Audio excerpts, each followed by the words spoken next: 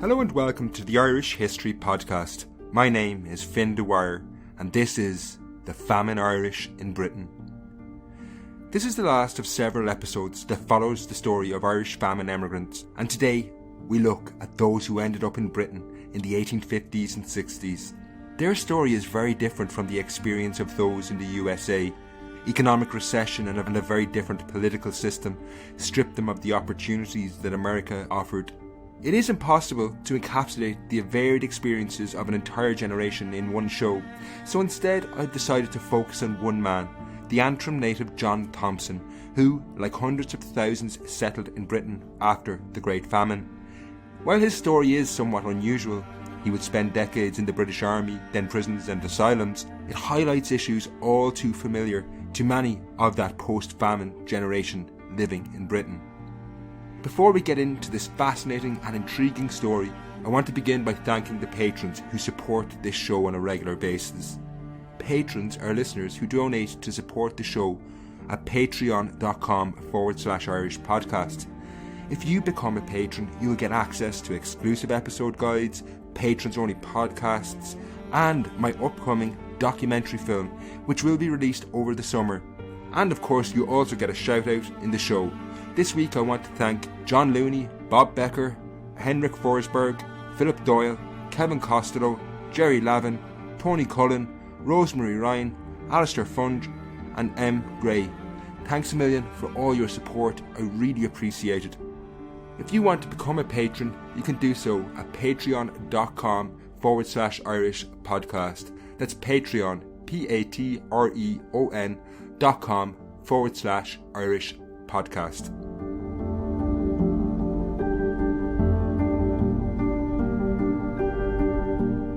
Born in Antrim town in 1837, near the shores of Lough Neagh outside Belfast, John Thompson would have belonged to what might be called Generation Famine, had modern naming conventions existed.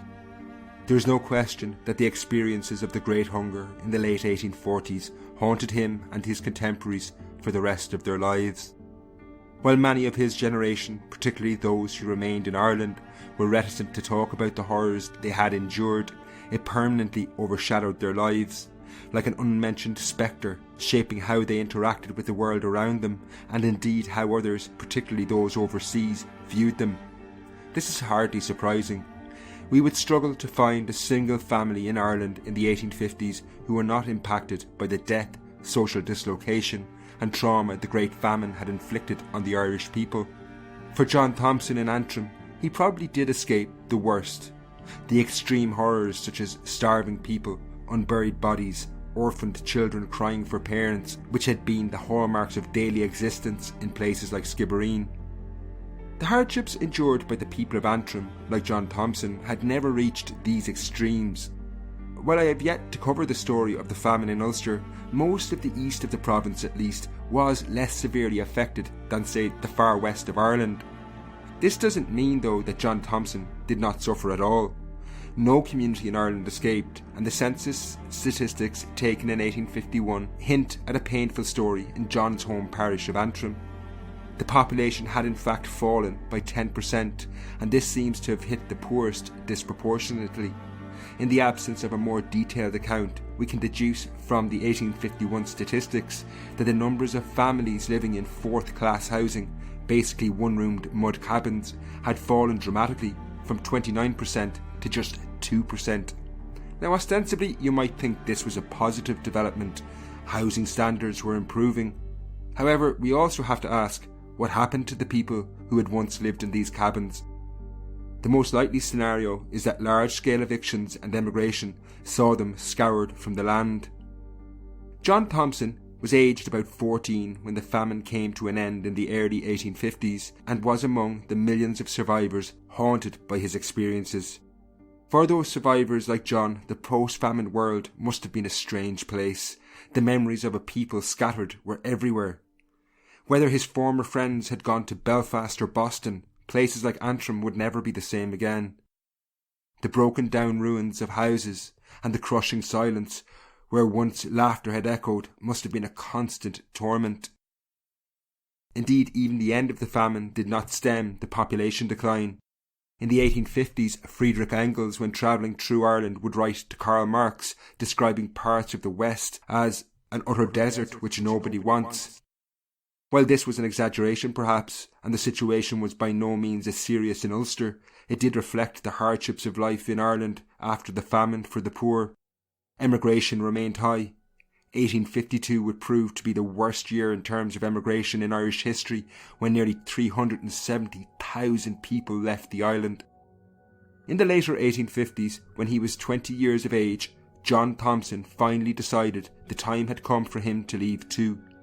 He departed his home in Antrim town, and on October the 19th, 1857, he walked into an army barracks in nearby Belfast and signed up. The British Army had long recruited large numbers of Irish men, attracted by what was steady work and a means of evading the life of poverty that awaited them at home. However, while regular pay may have been enticing to the likes of John Thompson, who was a labourer and had few prospects, he wasn't cut out for the discipline army life demanded. His military career was short-lived and an utter disaster. It was distinguished in only one aspect: its brevity. Having signed up on October the 19th, Thompson had gone AWOL within 16 days. He returned to the barracks 6 days later, where he was severely reprimanded and imprisoned for nearly 1 month, eventually being released in early January 1858. His punishment, however, had no impact in terms of instilling discipline, and John Thompson quickly tired of army life. 8 days after his release from his initial imprisonment after going AWOL, he deserted again on January the 16th. Turning up a week later, he was tried, convicted and imprisoned, now for the second time. However, his sentence on this occasion was nearly 3 months. Released on April the 16th, he had now spent 6 months in the army, and over half this time had been in a prison cell after going AWOL. By July, it would appear his superiors had decided that Thompson would never become an army man. He was discharged on July 26, 1858, bringing his military career of 280 days to an end. The reason cited on his discharge papers was chronic bronchitis, but one suspects by this point the army were keen to rid themselves of a man whose character and conduct they described as bad. His dismissal ended what was one of the best chances John had to escape the poverty that life in post-famine Ireland inflicted on people. Over the following 2 years, there was no trace of John, until a man of the same age, from Ireland, with a military past, turned up in England. Judging on British Army records, this is the same John Thompson, as no other soldier fits the profile. In late 1861, having successfully made his way to England, Thompson travelled to the port of Liverpool, where many Irish emigrants, no matter where they were heading, passed through at one time or another. Here, however, the poverty he was presumably hoping to leave behind in Ireland followed him. Perhaps John had plans to follow most of his fellow Irish people on to the USA, but he would never make it, instead becoming trapped in what were the notorious slums along the Mersey River, where Irish people lived in appalling conditions. Miserable as these living conditions were, when John Thompson arrived in Liverpool after his discharge from the army, he must have found it a strangely familiar place.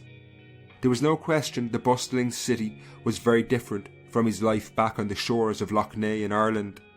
The entire population of Antrim town was 2,700 in 1851, while Liverpool was home to over 375,000 people. Nevertheless, it can only have had a familiar feel, as the city was thronged with fellow Irish people. Even before the famine in 1844, the philosopher and economist Friedrich Engels had commented on how he had heard Irish being spoken in the streets of the nearby city of Manchester. After the famine in the late 1850s, the Irish community in Liverpool were inescapable in the city streets. In the surrounding region of Lancashire, their numbers had doubled during the 1840s, and they concentrated in Liverpool, where they accounted for 22% of the population. In Britain as a whole, the Irish-born population had nearly doubled after the famine, from around 420,000 in 1841 to 806,000 in 1861. However, while John Thompson may have felt eerily at home, he was still poor and down on luck and short of money, so he turned to crime. On November the 5th, 1861, he went to a pub on Atkinson Street in Liverpool with two other men and began drinking with Thomas Woodward, the man who owned the establishment.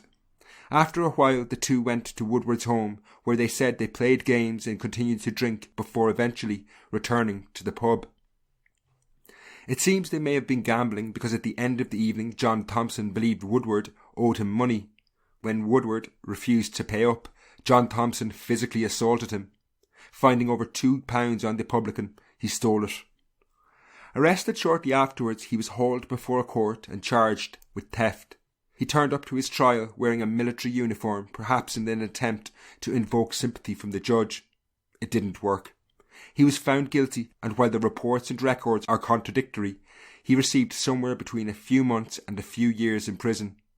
Aged about 25 at this stage, John Thompson now began what became an odyssey in various institutions in England, a journey where the Great Famine and the experiences he and other Irish people had endured were never far behind him.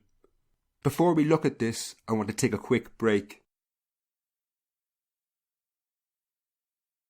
With such a common name, following our John Thompson's individual records in prisons is difficult, and I couldn't find out what jail he served his sentence.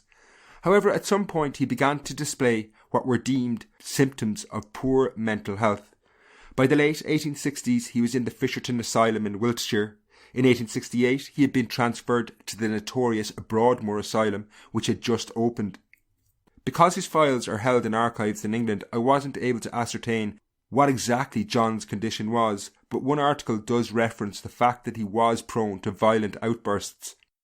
After a few months in Broadmoor, John was moved again. This time he was returned to Lancashire, close to the scene of his original crime in the city of Liverpool. There he was incarcerated in the Rainhill asylum, just outside the city, where his mental illness appears to have improved somewhat. In 1873, long after his original crime, he was still in the asylum system, where he was transferred to the Whittingham Asylum, another newly opened institution in Lancashire designed to hold over 1,000 people. These asylums were not pleasant in any way, shape or form. Like all Victorian institutions, they were dangerous places. The people incarcerated in them ranged from those who struggled to adapt to wider society, all the way up to people with very serious mental conditions. Although originally established with the hope of curing patients, asylums by this stage had basically become prisons. With an extraordinary definition of what a mental illness was, they had very quickly become overcrowded, and the ideas of curing patients had simply given way to incarcerating them, and this, as I say, more like prison system emerged. I've not been able to find out where John Thompson would eventually end up, but by the early 1870s, although he was only in his 30s, he had already spent 1/3 of his life in English institutions, all starting from that one night in 1861 when he stole £2. When John Thompson died is unclear, but his life story is very instructive in my opinion as to the wider experience of the Famine Irish in Britain in the decades following the Great Hunger. While most would never enter asylums, the experiences of those who did highlight prejudices and experiences that were all too familiar to the wider Irish population. This can be best explained by returning to the story of John Thompson when he was transferred from the Broadmoor Asylum to the Rainhill Asylum in Liverpool. Just like when he had initially come to the city of Liverpool, when John Thompson was transferred from Broadmoor Asylum to Rainhill Asylum outside the city in 1868, the institution probably gave him a familiar feel. Situated just 10 miles west of Liverpool, most of its patients, or perhaps inmates is a better word to describe their fate, were drawn from the city itself. However, even though Liverpool had a huge Irish population, they were still disproportionately represented in the asylum. By the late 1850s, of all admissions to Rainhill, 50% of them were Irish, despite the fact the Irish only accounted for just over 20% of the population. Therefore, Irish people were twice as likely as most other groups to be considered mentally unwell. Through the late 1860s, the number of new admissions into the Rainhill Asylum were around 150 per year, and of these, 50 were consistently Irish. While these numbers may appear relatively low, they're not insignificant. It's worth bearing in mind that Rainhill was the smaller of 4 Lancashire asylums, so the overall numbers were considerable and undoubtedly ran into the thousands over the course of the decades that followed the famine. Furthermore, as we will see, this also reflected on the wider position of the Irish living in Britain after the famine. But before we go into that, I want to look at some of the reasons why people like John Thompson were being institutionalised in asylums, because I think this cuts to the heart of the matter. The reasons why the Irish were so heavily institutionalised in Britain has been the study of a lot of research over the last few decades. Many historians have focused on the structural reasons, which are very important and I will come to. But first I want to look at an issue that must have played a role, but is very difficult to quantify. That is the mental strain that the famine took on Irish people in general. Throughout this series I have chronicled the horrors the Great Famine inflicted on people. While most were touched by death, the accounts of dogs unearthing bodies, parents taking food from their own children, and indeed the horrors of workhouses created lasting, unforgettable and distressing memories for the survivors. That this was a deeply traumatic event is unquestionable. Indeed, there is good evidence Irish society and people were in a collective state of shock afterwards. A shroud of silence descended over the entire event, which was often referred to just as an Rainhill, meaning the bad life or bad times, by many who had lived through the worst of these hardships. If this happened today, I think we would talk about post-traumatic stress disorder. Therefore, I think it's safe to say that certainly many of those who had pre-existing mental illnesses were under immense strain by the 1850s. This was coupled with other very real problems the Irish famine emigrants faced in Britain. Most wanted to travel to America. In crude terms, Britain was in many ways becoming a sieve holding back those in the worst poverty. They had managed to escape Ireland but couldn't get the money together to travel on to the USA. Indeed, at Rainhill Asylum, one of the doctors believed this anguish at living somewhere they didn't want to be was contributing to the high rates of mental illness. In his words, they were, and I quote, crushed by disappointment in a foreign land. This was coupled and exacerbated by the dire conditions in which these people had to live. I have in previous shows recounted numerous stories of disturbing living conditions in the 19th century, so it suffices to say that the slums of Liverpool could match the worst in Dublin, Quebec or New York. Dr. John Cleaton, a medical superintendent in Rainhill, said of his patients that they were shattered in bodily health and condition from poverty, dissipation and other noxious influences incidental to large towns. However, of all these factors, we must acknowledge the experience of the famine was the only one truly unique to Irish people, and I don't think we can say it explains how a minority who accounted for about 20% of the population of Liverpool made up 50% of admissions to mental asylums. There were other forces at work which related more to the overall position of the Irish in wider society in Britain and how they were viewed. The first of these was poverty, something that brought the Irish into contact with the authorities and saw them sent to institutions. As I said earlier, the Irish, living in Liverpool, were frequently the most desperate emigrants, those who, by one way or another, had gotten the money needed to cross to England but couldn't save enough to reach America. That they were poor and destitute is just borne out in statistics. In terms of numbers, by the final days of 1846, there were over 13,000 Irish people receiving poor relief in Liverpool, an astronomical increase given the figure had only been 900 people a year earlier. Between 1846 and 1854, over 30% of all money being spent on the poor in Liverpool, which amounted to over £100,000, was spent on Irish people. It was this poverty and desperation that guaranteed the Irish were more likely to come into contact with the authorities and subsequently find themselves on a path towards institutionalisation. The first path was like that of John Thompson, through crime, courts and ultimately prison. Indeed, in 1849, for example, the Irish were accounting for 40% of prison numbers in some jails in Liverpool. Many were convicted of no more than vagrancy or homelessness, which was a crime. This, however, exposed them to examination from prison doctors who could have sent them to asylums. They were also disproportionately coming into contact with authorities in the city workhouses, as this was where many took refuge, and indeed it was workhouses which were the most common path by which people entered asylums. In the late 1860s, the workhouse provided 2/3 of all Irish admissions to asylums. While poverty brought Irish people into contact with authorities more frequently than any other group, perhaps, there was another, probably more important, underlying reason why so many Irish people found themselves in asylums. This was something that haunts the Irish experience in England right up to the present day. That is, racism.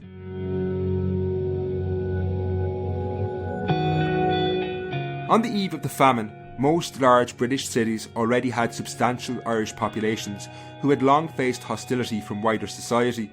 They were in general seen as something as outsiders, subversive and uncivilised by nature. In what is a now relatively well-known account by the German philosopher Friedrich Engels, best known as one of the founding fathers of communism, he gave voice to what were pretty common attitudes towards Irish people in England prior to the famine. These people, having grown up almost without civilization, accustomed from youth to every sort of privation, rough, intemperate and improvident, bring all their brutal habits with them among a class of the English population which has, in truth, little inducement to cultivate education and morality.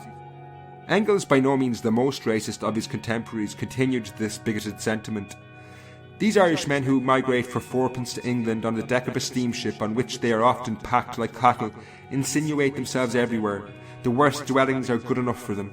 Their clothing causes them little trouble so long as it holds together by a single thread. Shoes they know not. Their food consists of potatoes and potatoes only. Whatever they earn beyond these needs they spend upon drink. What does such a race want with high wages? The Irishman loves his pig as an Arab loves his horse, with the difference that he sells it when it is fat enough to kill. Otherwise he eats and sleeps with it. His children play with it, ride upon it, roll in the dirt with it, as anyone may see 1,000 times repeated in all the great towns of England. Engels' primary concern was that the poor Irish moving to England were being used to undercut wages amongst England's industrial working class, but his account betrays what were commonly held racialised views of Irish people in Britain before 1845. This tract went on to make allusions to the widely held belief that Irish people were prone to mental illness. Similar sentiments would develop into a stereotype that portrayed the Irish as being more in need of institutionalisation than other groups in society.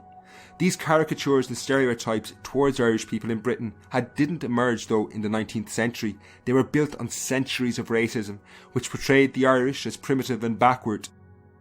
Indeed, by the 19th century it could be said that British national identity was, in part at least, formed by a distrust and opposition to Irish Catholics in particular. The arrival of large numbers of destitute Catholics after 1845, many on the verge of starvation, carrying disease in some cases, if anything, only hardened these sentiments and influenced the high levels of people being sent to institutions such as asylums. These stereotypes were visible at Rainhill, for example, where John Thompson ended up in the 1870s, along with many other Irish people. A few years earlier, in the 1860s, a medic had described the character of a large proportion of the patients in this asylum being drawn from the Irish quarters in Liverpool is intrinsically bad in their mental condition, such as to afford no hope whatever of ultimate recovery. This view that the Irish were prone to insanity also had consequences as they struggled to secure a release from asylums, as some at least felt they could not be cured. Ultimately, this racism, along with the extreme trauma the famine had inflicted, and the fact that they were more likely to interact with the authorities, led the Irish in Britain to find themselves in asylums more than any other group at the time. However, before we finish, I think it's really important to put what I've said now into some context in terms of wider society. The experience of the Irish who were institutionalised in asylums is only one aspect of the story of the Irish in Britain after the famine. Those who found themselves in asylums were a small minority, but their experience does reflect some of the hardships that their generation, who were haunted by the famine, endured in Britain. It's also important to acknowledge that the racism they faced was not unique to Britain. For example, in the episode on the Famine Irish in the USA, we saw how they also faced major prejudices there. However, the dynamics of British society did intensify the impact of this racism, in my opinion.